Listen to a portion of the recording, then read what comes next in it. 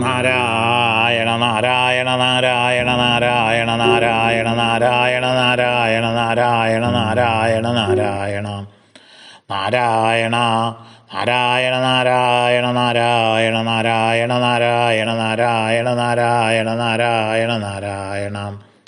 ഓം നമോ ഭഗവതേ വാസുദേവായ. അത സപ്തത്രിംശത്തമോऽധ്യായ. ശ്രീശുക ഉവാച. കേശീതുകം സപ്രകിതക്കുരൈർമഹിം മഹാഹയോ നിർജരയന്മനോജവാം സടാവധൂതാഭ്രവിമാനസങ്കുരം കുർവന്നഭോ കേശിതഭീഷിതാഖില. വിശാലനേത്രോ വികടാസ്യ കോടരോ ബൃഹദ്ഗളോ നീലമഹാംബുദോപമ ദുരാശയക്കം സഹിതം ചികീഷൂർ വ്രജം സനന്ദസ്യ ജഗാമകമ്പയൻ. തം ത്രാസയന്തം ഭഗവൻ സഗോകുലം തദ്ദേശിതൈർവാലവികൂർണിതാംബുദം ആത്മാനമാജോ മൃഗയന്ത്രമഗ്രണീരൂപാഹ്വയൽ സ വിനദന്മൃഗോയേന്ദ്രവൽ. സതം നിശാമ്യാവിമുഖോ മുഖേ നഖം പിബന്നിവാഭ്യാദ്രവദത്യമർഷണ ജഗാനപദ്ഭ്യാമരവിന്ദലോചനം ദുരാസതശ്ചണ്ഡജവോ ദുരത്യയാ.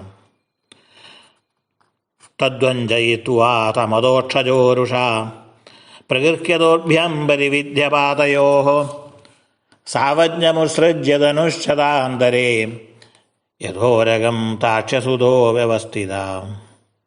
സരദ്ധസംജ്ഞ പുനരുത്ഥിതോരുഷാ വ്യാദായ കേശീതരസാ പദധരിം സോപ്യസ്യ വക്രേ ഭുജമുത്തരം സ്മയൻ പ്രവേശയാമാസ യഥോരഗം ബിലേ.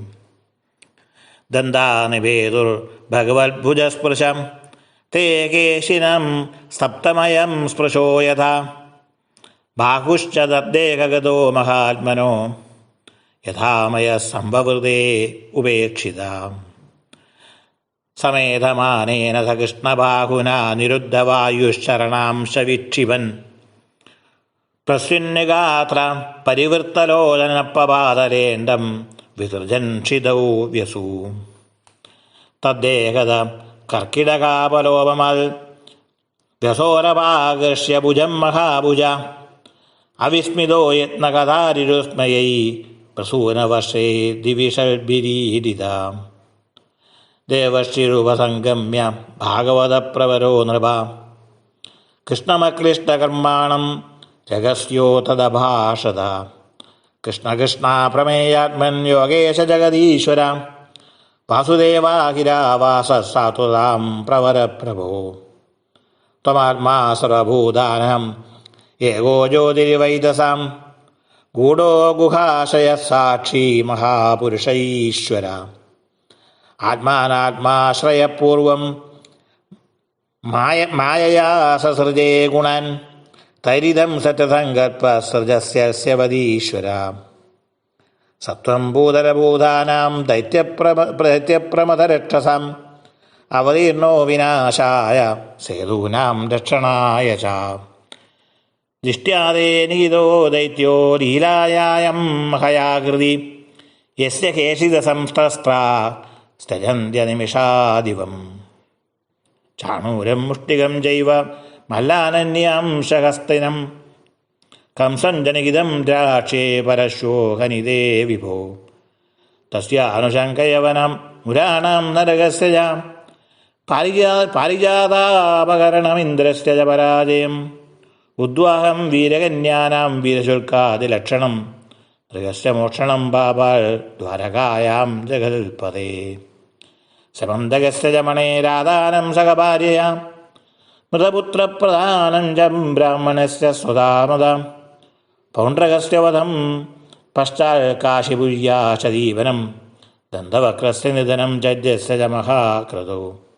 യാനി യാന്യാനി വീരാണി ദ്വാരകാമാവസൻ ഭവൻ കർത്താ ദ്രക്ഷ്യാമ്യഹം താനി ഗേയാനി കവിഭിർഭുവി. അതതേ കാലരൂപസ്യ ക്ഷപയിഷ്ണോരമുഷ്യ വൈ അക്ഷൗഹിണീനാം നിധനം ദ്രക്ഷ്യാമ്യർജുനസാരഥേ. വിശുദ്ധവിജ്ഞാനഘനം സുസംസ്ഥയാ സമാപ്തസർവാർത്ഥമമോഹവാഞ്ചിതം സ്വതേജസാ നിത്യനിവൃത്തമായ ഗുണപ്രവാഹം ഭഗവന്തമീമഹി. ത്വാമീശ്വരം സ്വാശ്രയമാത്മമായയാ വിനിർമ്മിതാശേഷവിശേഷകൽപ്പനം ക്രീഡാർത്ഥമധ്യാത്മനുഷ്യവിഗ്രഹം നതോസ്മി ദുര്യം യദുവിഷ്ണിസാത്വതാം. ശ്രീഹരേ. ശ്രീശുക ഉവാച ഏവം യദുപതിം കൃഷ്ണം ഭാഗവതപ്രവരോ മുനി പ്രണിപത്യാഭ്യനുജ്ഞാതോ യയൗ തദ്ദർശനോത്സവ. ഭഗവാനപി ഗോവിന്ദോ ഗത്വാ കേശിനമാഹവേ പശൂനപാലയൽപാലൈ പ്രീതേർവചസുഖാവഹ. ഏകദാ തേ പശൂൻ പാലാശാലയന്തോ ദ്രിധാനുഷു ചക്രുർനരേണ ക്രീഡാ ശ്വരപാലാപദേശത. തത്രാസൻ കതിചിച്ചോരാ പാലാശകതിചന്നൃപ മേഷായിദാശതത്രൈകേ വിജഹൃർ അകുതോ ഭയാ. ഭയപുത്രോ മഹാമായോ വ്യോമോ ഗോപാലവേഷദക് മേഷായിദാനവോവാഹ പ്രായശ്ചോരായിതോ ബഹൂൻ. ഗിരിധര്യാം വിനിക്ഷിപ്യ നീതം നീതം മഹാസുര ശിലയാ പിതതേ ദ്വാരം ചതുഃപഞ്ചാവശേഷിതാഃ. തസ്യ കർമ്മവിജ്ഞായ കൃഷ്ണശരണദഃ സദാം ഗോപാന്നയന്തം ജഗ്രാഹവൃഗം ഹരിരിവൗജസാ. സ നിജം രൂപമാസ്ഥായ ഗിരീന്ദ്രസദൃശം ബലി ഇച്ഛൻ വിമോതുമാത്മാനം നാശഗ്നോർഗ്രഹണാധുരാം. തന്നിഗൃഹ്യാച്യുതോ ദോർഭ്യാം പാതയിത്വാ മഹീതലേ പശ്യതാം ദിവിദേവാനാം പശുമാരം അമാരയൽ. ഗുഹാപിധാനം നിർഭിദ്യ ഗോപാന്യസാജകൃച്ഛ്രത സ്തൂയമാനസുരേർഗോപൈഃ പ്രവിവേശ സ്വഗോകുലം. ഹരിയോം. ശ്രീമദ്ഭാഗവതേ മഹാപുരാണേ പാരമഹംസ്യാം സംഹിതായാം ദശമസ്കന്ധേ പൂർവാർദ്ധേ വ്യോമാസുരവധോ നാമ സപ്തത്രിംശത്തമോऽധ്യായഃ. ഗുരുവായൂരപ്പ. നാരായണ നാരായണ നാരായണ നാരായണ നാരായണ നാരായണ നാരായണ നാരായണ നാരായണ നാരായണ നാരായണ നാരായണ നാരായണ. പീതാംബരം കരവിരാജിതശംഖചക്രകൗമോദഗീ സരസിജം കരുണാസമുദ്രം രാധാസഹായം അതിസുന്ദരമന്തഹാസം വാതാലയേശമനിശം ഹൃദി ഭാവയാമി. ഗുരുവായൂരപ്പ ശരണം. ശ്രീനാരദം നാരായണം വാഴകുന്നം ശ്രീവാൽമീകം ശ്രീശുകം ചാരുവന്ദേ. വേദവ്യാസം വാദഗേഹാദിനാഥം ഭൂയോ ഭൂയോ നൗമി ഗോപാലപാലം. ഗുരുവായൂരപ്പ ശരണം. എല്ലാ സജ്ജനങ്ങൾക്കും വിനീതമായ നമസ്കാരം. ഇന്നത്തെ ചർച്ചാവിഷയം ശ്രീമദ് ഭാഗവതം ദശമസ്കന്ധം 37-ാമത്തെ അധ്യായമാണ്. 34 ശ്ലോകങ്ങളാണ് ഈ അധ്യായത്തിൽ ഉള്ളത്. 3 കാര്യങ്ങളാണ് ഈ അധ്യായത്തിൽ പ്രതിപാദ്യ വിഷയം. ഒരു 9 ശ്ലോകങ്ങളെ കൊണ്ട് കേശിവധം, പിന്നെ ഒരു 14 ശ്ലോകങ്ങളെ കൊണ്ട് ദേവർഷി നാരദ മഹർഷി ആ ഭഗവാനെ ഏകാന്തതയിൽ കണ്ട് ആ ഭാവി കാര്യങ്ങളുടെ ഒരു സംഗ്രഹം സമർപ്പിക്കുന്നത്. പിന്നെ ഒരു 8 ശ്ലോകങ്ങളോട് കൂടിയിട്ട് അധ്യായത്തിൻ്റെ അവസാന ഭാഗത്ത് വ്യോമാസുരവധം. ഇങ്ങനെ 3 കാര്യങ്ങളാണ് ഈ അധ്യായത്തിൽ വരിക. സപ്തത്രിംശേഹതോ കേശി അച്യുതോ ഭാവികർമ്മഭി നാരദേന സ്തുത ക്രീഡൻ വ്യോമാസുര അസൗവദീത് എന്ന് ആ ശ്രീധരാചാര്യസ്വാമികൾ അദ്ദേഹത്തിൻ്റെ ഭാഗവത സംഗ്രഹത്തിൽ ഈ അധ്യായത്തിനെക്കുറിച്ച് സൂചിപ്പിക്കുന്നുണ്ട്. അധ്യായം തുടങ്ങുന്നത് കേശിവധം. കംസൻ്റെ ഇഷ്ടബന്ധുവായിട്ടുള്ള മായാവിയായിട്ടുള്ള കേശി ഒരു പടുകൂറ്റൻ കുതിരയുടെ രൂപത്തിൽ വൃന്ദാവനത്തിൽ വന്ന് ഭഗവാനെ ആക്രമിക്കാൻ ഒരുങ്ങിയ കഥയാണ്. നാരദ മഹർഷി കംസൻ്റെ കൊട്ടാരത്തിൽ ചെന്ന് ആ രാമകൃഷ്ണന്മാർ ദേവകീപുത്രന്മാരാണെന്നും വൃന്ദാവനത്തിൽ നന്ദഗോപുരയുടെ സംരക്ഷണത്തിൽ വളരുന്ന അവർ അങ്ങയുടെ ഘാതകന്മാരായിരിക്കുമെന്നങ്ങനെ പറഞ്ഞു ധരിപ്പിച്ചപ്പോഴാണ് കംസന് എന്തെന്നില്ലാത്ത ക്രോധം അങ്ങനെ വന്നു. ക്രോധം വന്നാൽ സ്മൃതിഭ്രംശം ഉണ്ടാവും. എന്താ ചെയ്യേണ്ടത് നിശ്ചയില്ലാണ്ടായി സ്വബോധരഹിതനായിട്ടുള്ള കംസൻ നാരദ മഹർഷി പോയ ഉടനെ ഉഗ്രസേന, ദേവകി, വസുദേവന്മാരെ ഇവരൊക്കെ ജയിലിലടച്ചു. എന്നിട്ട് ആ കേശിയെ വിളിച്ച്, തൻ്റെ ബന്ധുവായിട്ടുള്ള കേശിയെ വിളിച്ച് പറയാണ്,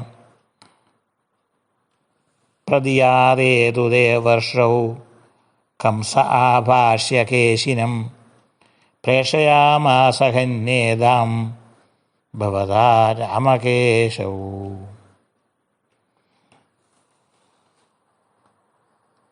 പല അസുരന്മാരെയും അയച്ച് രാമകൃഷ്ണന്മാരെ ഹനിക്കാൻ എടുത്ത പരിശ്രമങ്ങളൊക്കെ വൃഥാവിലായിട്ട് ഒരൊറ്റ കൈക്ക് ആണ് രണ്ടുപേരെ, കേശിയെയും വ്യോമാസുരനെയും കംസൻ വൃന്ദാവനത്തിലേക്ക് അയക്കുന്നത്. അവരുടെ ദൗത്യവും കൂടി വിജയിച്ചിട്ടില്ലെങ്കിൽ ധനുർയാഗം എന്ന വ്യാജേന രാമകൃഷ്ണന്മാരെ മധുരാപുരിയിൽ എത്തിച്ച് മുഷ്ടികാസുര അണ്ണൂരന്മാരെ കൊണ്ട് വധിപ്പിക്കാനുള്ള നടപടിയും കൂടി എടുത്തു. അതിനായിട്ട് അക്രൂരരെ വൃന്ദാവനത്തിലേക്ക് ഭഗവാന്മാരെ കൂട്ടിക്കൊണ്ടുവരാനുള്ള ദൗത്യം ഏൽപ്പിക്കുകയും ചെയ്തു. ആ കേശി പറഞ്ഞയച്ച കാര്യം ഒക്കെ 36-ാമത്തെ അധ്യായത്തിൽ സ്മരിച്ചതാണ്. 37-ാമത്തെ അധ്യായത്തിൽ ആ കേശി വൃന്ദാവനത്തിൽ അങ്ങനെ ചെന്നു പടുകൂറ്റൻ കുതിരയുടെ രൂപത്തിൽ അങ്ങനെ വന്ന് ആ വലിയ കുളമ്പൊക്കെ അങ്ങനെ ഭൂമി പിളർക്കുമാറങ്ങനെ ചവിട്ടിക്കൊണ്ടങ്ങനെ വന്നത്രേ. എന്നിട്ട് ആ ഭഗവാന്റെ നേരെ തൻ്റെ പിൻകാലുകളെ കൊണ്ട് ഒന്നങ്ങനെ ചവിട്ടാൻ വേണ്ടി ശ്രമിച്ചു. ആ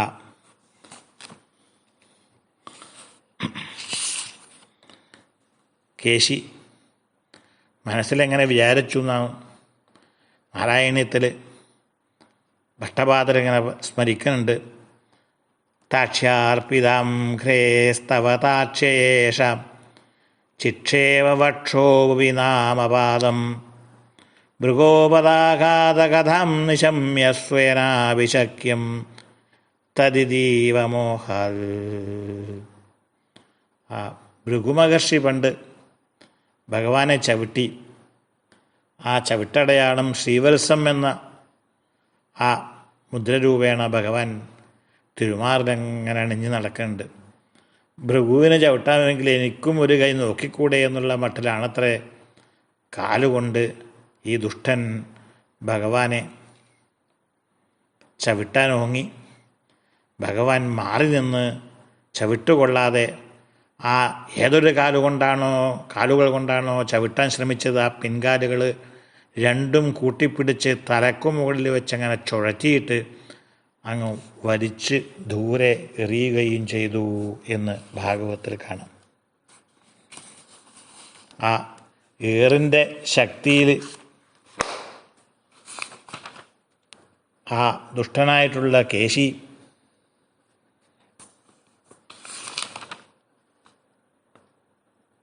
നൂറ് വിൽപ്പാട് അകലെ അങ്ങനെ വീണുപോയി എന്ന് സാവജ്ഞമുത്സൃജ്യ ധനുഷതാന്തരേ യഥോരകം താക്ഷ്യസുതോ വ്യവസ്ഥിത എന്ന് കാണാം.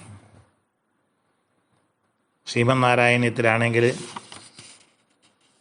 ആ അസുരനെ ആ ഭഗവാൻ അതിദൂരത്തിലേക്ക് വലിച്ചെറിഞ്ഞു എന്ന് കാണാം. ഗമം ചിക്ഷേപിതദൂരദൂരം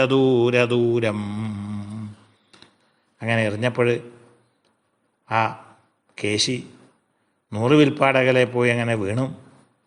കുറച്ചു നേരം ബോധരഹിതനായിട്ട് പിന്നെ ബോധമൊക്കെ വീണ്ടെടുത്തപ്പോൾ വീണ്ടും അതിക്രുദ്ധനായിട്ട് ഇത്തവണ ആ വാ പിളർന്നുകൊണ്ടാണത്രേ ഭഗവാന്റെ നേരെ അങ്ങനെ ആക്രോശിച്ച് വന്നതെന്നാണ്.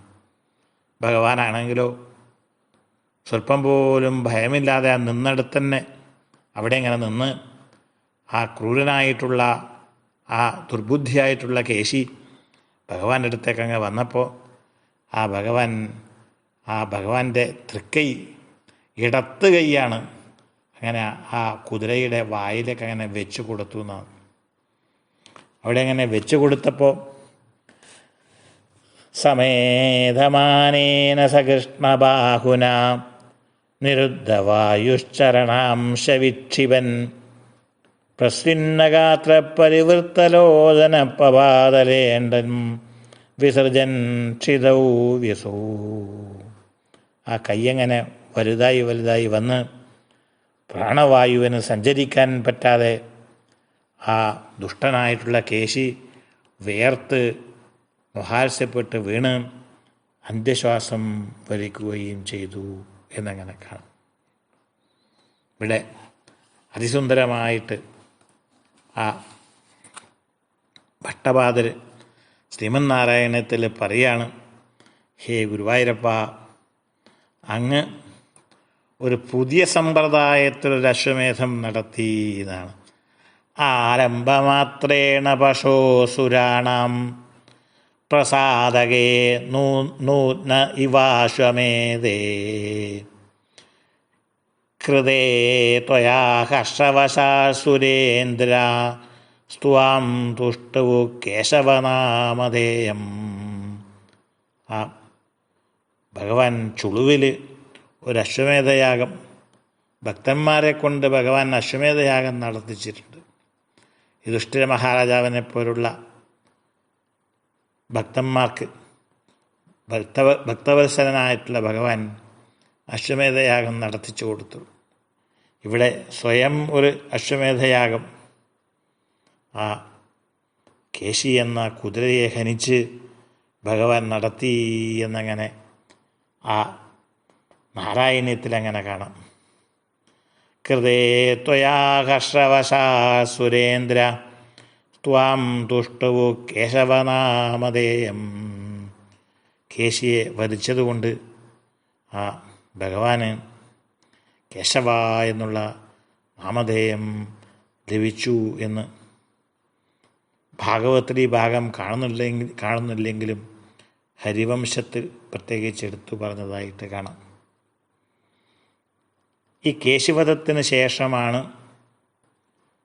നാരദ മഹർഷി ഒരു ഏകാന്തത്തിൽ ആ ഭഗവാനെ വൃന്ദാവനത്തിൽ ചെന്ന് കണ്ട് ഭാവി കാര്യങ്ങളുടെ ഒരു അജണ്ട ആ ഗുരുവായൂരപ്പൻ അങ്ങനെ സമർപ്പിക്കുന്നത്.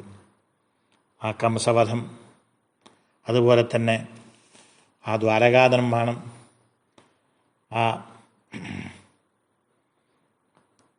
16,008 മഹാലക്ഷ്മിമാരെ വിവാഹം ചെയ്യുന്ന കാര്യങ്ങൾ, സെമന്തകോപാഖ്യാനം കഥ, പൗണ്ഡ്രകവധം, തുടങ്ങിയ ഭാവിയിൽ വരാൻ പോകുന്ന ആ കൃത്യങ്ങൾ സൂചിപ്പിച്ച് ആ ഭഗവാനെ നമസ്കരിക്കുന്ന ഭാഗം ത്വാമീശ്വരം സ്വാശ്രയമാത്മമായയാ വിനിർമ്മിതാശേഷവിശേഷകൽപ്പനം ക്രീഡാർത്ഥമധ്യാത്മനുഷ്യവിഗ്രഹം നതോസ്മി ദുര്യം യദുവൃഷ്ണിസാത്വതാം എന്നങ്ങനെ പറഞ്ഞ് ആ ഭഗവാനെ നമസ്കരിക്കുന്ന ഭാഗങ്ങൾ. അതിനുശേഷമാണ് ആ വ്യോമാസുരൻ്റെ വരവ്. ഭഗവാന്മാരെ നശിപ്പിക്കുന്നതിന് വേണ്ടിയിട്ടുള്ള ആ വ്യോമാസുരൻ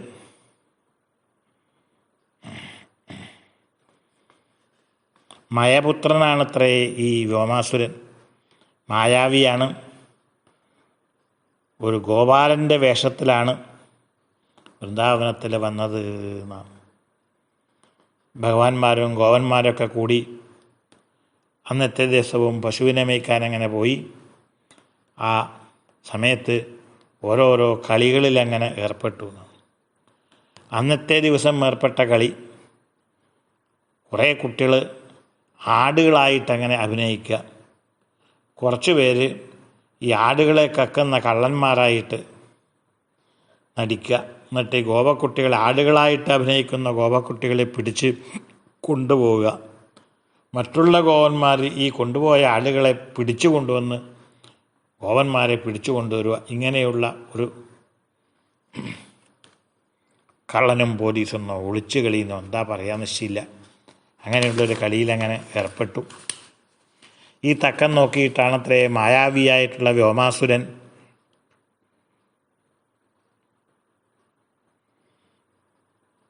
ഈ ഗോപന്മാരുടെ കൂടെ കൂടി ആ കള്ളനായി അഭിനയിച്ച് ഗോപക്കുട്ടികളെ, ആടുകളായിട്ട് അഭിനയിക്കുന്ന ഗോപക്കുട്ടികളെ പിടിച്ചു കൊണ്ടുപോയി ഒരു ഗുഹയിലടച്ചു എന്നാണ്. ഇത് മനസ്സിലാക്കിയിട്ടുള്ള ഭഗവാൻ ആ വ്യോമാസുരനെ കടന്നു പിടിച്ചു എന്നാണ് പിന്നത്തെ കഥ. മയപുത്രോ മഹാമായോ വ്യോമാ ഗോപാലവേഷതൃ മേഷായിദാനപോവാഹ പ്രായശ്ചോരായിതോ ബഹൂൻ. ആ ആടുകളെ പിടിച്ചു കൊണ്ടുപോകുന്ന കള്ളന്മാരായിട്ട് അഭിനയിച്ചിട്ടുള്ള ഈ വ്യോമാസുരനെ ഭഗവാൻ ഈ കള്ളക്കളി മനസ്സിലാക്കി ഈ വ്യോമാസുരനെ കടന്നു പിടിച്ചു എന്നാണ്. ബലാൽ പിടിച്ചാനവനെ മൃഗത്തെ സിംഹമെന്ന പോൽ. ആ വ്യോമാസുരനെ പിടിച്ചതായ സമയത്ത് വ്യോമാസുരൻ ആ ഗോപാലവേഷം ത്യജിച്ച് തൻ്റെ ശരിയായ വേഷം ആ പർവ്വതത്തിൻ്റെ രൂപത്തിലങ്ങനെ വളർന്നു എന്നാണ് ഭഗവാൻ വിടുന്നത്. പിടിച്ചു അത്രേ ആ ദുഷ്ടനെ. എന്നിട്ട് ആ ദുഷ്ടനെ ഭഗവാൻ കശക്കി വധിച്ചു എന്ന് കാണാം. അങ്ങനെ ദുഷ്ടനിഗ്രഹം ചടചടാന്നങ്ങനെ തീർത്ത് ആ വൃന്ദാവന ലീലകൾ തീർക്കാനുള്ള വ്യഗ്രതയാണിതാ 36-37 അധ്യായങ്ങളിൽ അങ്ങനെ കാണാം. ഓ പച്ചക്കുതിരയായി വന്നോരു കേശിയെ പിച്ചയായി കൊന്നു മുടിച്ച കൃഷ്ണഹരി എന്ന് 108 ഹരിയിൽ കാണാം. അങ്ങനെ ഈ വ്യോമാസുരനെയും വധിച്ച് ഗൃഹാഭിധാനം നിർഭിദ്യം ഗോപാൻ നിസ്സാര്യകൃച്ഛ്രത സ്തൂയമാനസുരൈർഗോവൈ പ്രവിവേശസ്വഗോകുലം. ആ വ്യോമാസുരവധം കഴിഞ്ഞപ്പോൾ ഗോപക്കുട്ടികൾ ഭഗവാനെ വന്നിച്ച് സ്തുതിച്ചതുപോലെ ദേവന്മാരും സ്തുതിച്ചു. അങ്ങനെ ആ സ്തുതികളോട് കൂടിയിട്ട് ഭഗവാൻ അന്ന് ആ ദിവസം വൈകുന്നേരം ആ ഗോകുലത്തിലേക്ക് കോപക്കുട്ടികളൊക്കെ അവരവരുടെ ഗൃഹങ്ങളിലേക്ക് പ്രവേശിച്ചു എന്ന് സ്മരിച്ചുകൊണ്ടാണിതാ ആ അധ്യായം അവിടെ അവസാനിക്കുക. അങ്ങനെ ഈ അധ്യായത്തിൽ ഭഗവാൻ കേശി, വ്യോമാസുരൻ എന്നീ രണ്ട് ദുർബുദ്ധികളായിട്ടുള്ള അസുരന്മാരെ നിഗ്രഹിച്ചു.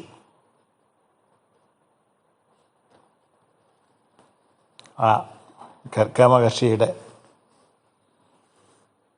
വാക്കുകൾ, നാമകരണവേളയിൽ പറഞ്ഞ വാക്കുകൾ, സ്നിഹ്യതി യസ്തവ പുത്രേ മുഹ്യതി സനമായികൈ പുനഃശോകൈ ദൃഹ്യതി യസ്സതു നശ്യേ നിത്യവദത്തേ മഹത്വം ശിവയ്യ.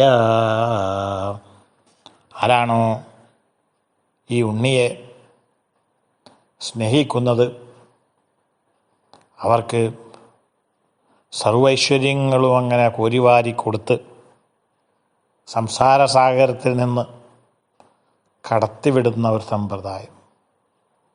ആരാണോ ഈ ഉണ്ണിയെ ഉപദ്രവിക്കുന്നത് അവരെയും പിടിവിടാതെ നിഗ്രഹരൂപേണ അനുഗ്രഹിച്ചു വിടുന്ന ഒരു സമ്പ്രദായം. ആ ഗർഗമഹർഷിയുടെ വാക്കുകൾ സത്യമാക്കി തീർക്കുന്ന രണ്ട് കഥകൾ കൂടിയാണിതാ ഈ അധ്യായത്തിൽ അനുസ്മരിക്കുന്നത്. ഭഗവാൻ ഭക്തന്മാരുടെയും ദുഷ്ടന്മാരുടെയും പിടിവിടില്ല എന്നാണ്.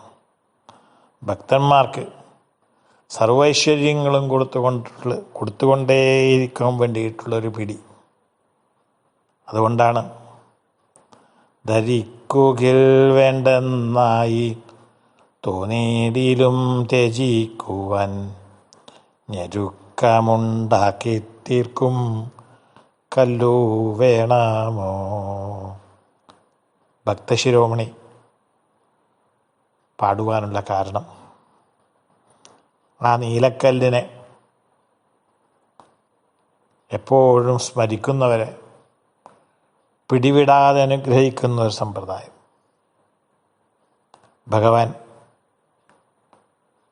കൈകൊണ്ട് ധാരാളം പേരെ അനുഗ്രഹിച്ചു വിട്ടിട്ടുണ്ട്. ശിരസിൽ കൈവച്ച് അനുഗ്രഹിക്കുന്ന ഒരു സമ്പ്രദായം.